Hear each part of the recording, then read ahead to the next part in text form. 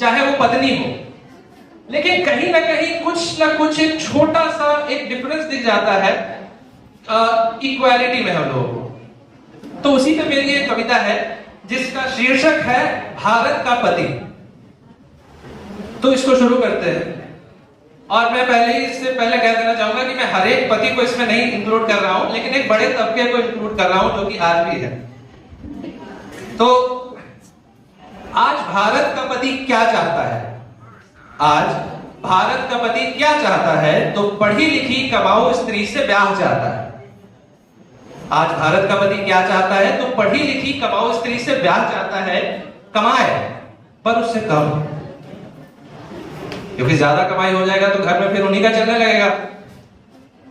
कमाए पर उससे कम, क्योंकि खुद के पुरुषत्व का भी निर्वाह चाहता है।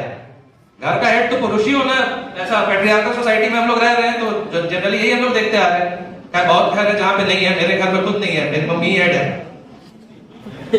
तो कमाए पर उससे कम, क्योंकि खुद के पुरुषत्व का भी निर्वाह चाहता है। कमाई अपने पति को सुपुर्द करे, यह स्त्री को दी जाने वाली सीख है। जाओ कमा के लाओ, घर में दे दो। कमाई अपने पति को सुपुर्द करे, यह स्त्री को दी जाने वाली सीख है।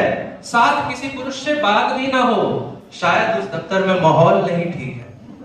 बोलते हैं ना कि यानी समाज बहुत खराब चल रहा है, इससे बात मत करो, उससे बात मत करो।